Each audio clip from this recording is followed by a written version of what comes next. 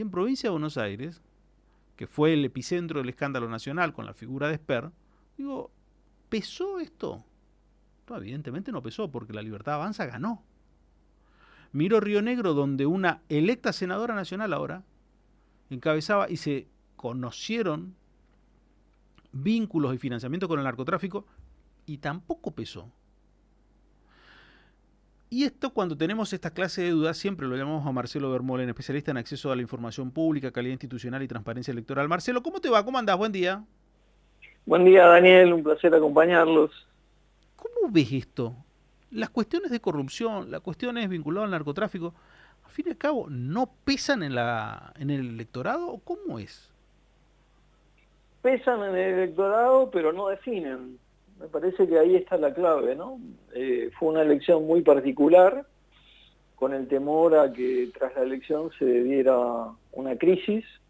La sociedad ya está en una situación muy complicada y no quería, digamos, transitar un nuevo esquema de tormentas, me parece a mí. Tampoco quería, digamos, dar un salto al vacío y volver al pasado, ¿no? Un pasado que no le estaba proponiendo nada nuevo, solo frenar al presente, ¿no? El discurso de el kirchnerismo era frenar a Milei, no había propuesta, era solo detener lo que ya estaba en marcha. Me parece que hubo mucha presión externa, la aparición de Trump en el escenario, que muchos podríamos cuestionar, ¿no? Como una verdadera intromisión, terminó de definir, él avisó que, digamos, soltaba a la Argentina, le soltaba la mano, y eso, digamos, hubiera profundizado todavía la crisis. Me parece que el voto es emocional, más que racional, y a la hora de definir pesó mucho más el miedo hacia adelante.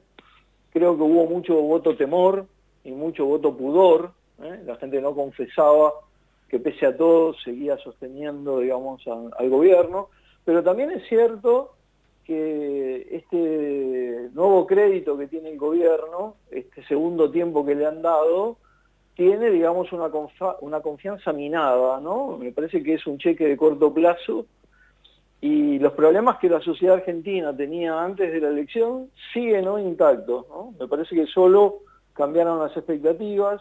Hay, sí, desde lo político un cambio, el gobierno tiene un Congreso mejor estructurado para poder gobernar, venció a una cantidad de gobernadores que, aliados en Provincias Unidas, fueron un verdadero fracaso electoral, pero aún así el gobierno fue, digamos, minando los resultados de la economía a partir de escándalos políticos, ¿no?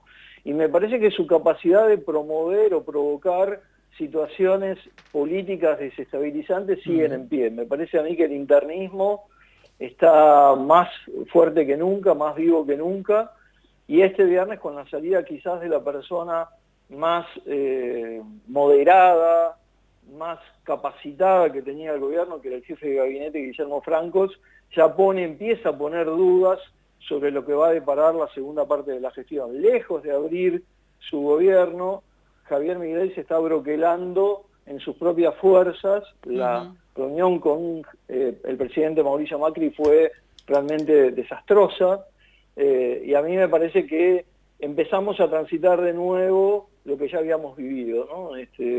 Vamos a ver cómo el gobierno encara esta segunda etapa, pero si el internismo le gana a todo lo demás, es probable que la sociedad este crédito que le ha dado se lo recorte rápidamente, ¿no?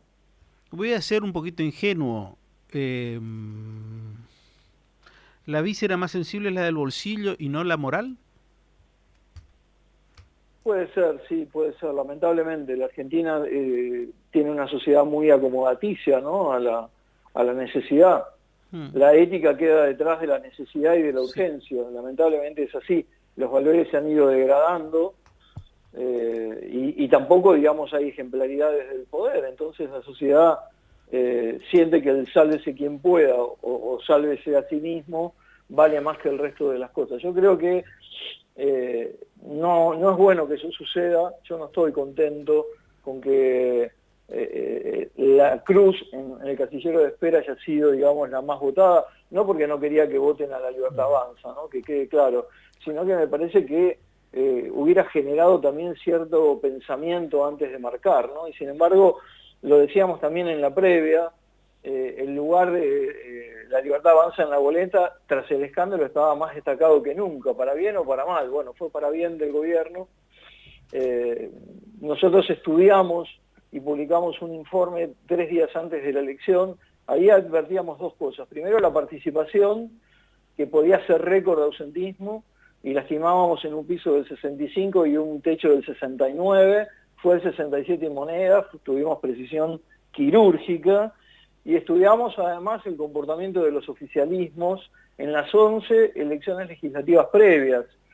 Solo 2 oficialismos habían logrado aumentar su caudal de voto respecto a la primera vuelta presidencial o la elección presidencial, y habían sido Néstor Kirchner en 2003, cuando se baja del balotaje Carlos Menem, y él en la elección siguiente del 22% pasa al 38%, y el segundo había sido Mauricio Macri, que había obtenido, digamos, 30 y pico % de votos en la primera vuelta de la elección presidencial, y luego en la legislativa siguiente obtuvo el 41% de los votos, casi igual, casi un calco, teñió al país de amarillo, como lo ha hecho Milei ahora. Son 2 modelos. Milei es el tercer oficialismo que logra acumular más votos que la elección previa, pero inspirado en estos 2 modelos hay 2 posibilidades, ¿no? O el modelo de Néstor Kirchner, que logró afianzar un modelo y luego, digamos, se instauró el kirchnerismo, o el modelo de Mauricio Macri, que terminó con una crisis al año siguiente, en el 2018, casi una corrida, y a duras penas pudo terminar su mandato en el poder, ¿no? Veremos en qué lugar encaja Javier Milei de estos 2 antecedentes. Cuidado, porque hay 12 millones de argentinos que no votaron. El partido del ausentismo, el partido de la disconformidad, el mensaje del descontento, le ha ganado en votos al propio Javier Milei, que obtuvo 9 millones de votos.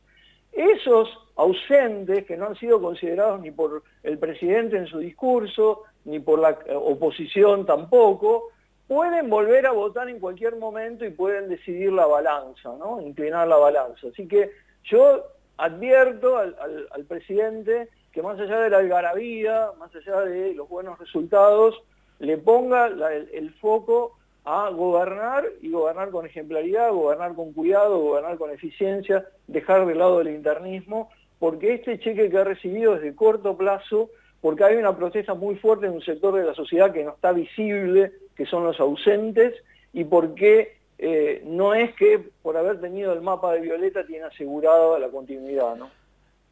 Está bien que haya, bueno, por todo esto me quedé pensando en una parte de tu respuesta y que tiene que ver con lo ocurrido en las últimas horas. Sacó un dialoguista y eligió un jacobino. Bueno, pero además de elegir un jacobino, puso a alguien en la función, recordemos que es el jefe de gabinete, es un ministro coordinador que además tiene mucha responsabilidad, tiene que firmar muchísimas cosas, que tiene, digamos, la relación con el Congreso, que tiene la relación con los gobernadores. Si bien eso es parte del Ministerio del Interior, durante mucho tiempo el Ministerio del Interior estuvo bajo la órbita de la jefatura de gabinete. Hace 47 días apenas se transformó en ministerio nuevamente. Bueno, una persona que no tiene antecedentes ejecutivos, porque una cosa es ser un tuitero, un influencer, un vocero, tener manejo de la palabra, y otra cosa es tener capacidad de ejecutividad. Me parece que en la función más relevante del gobierno, donde ya lo tenía aceitado, donde tenía una persona respetada por propios y ajenos, ¿no? Por la misma oposición, poner a alguien, digamos, tan fundamentalista del mileísmo, se vuelve peligroso.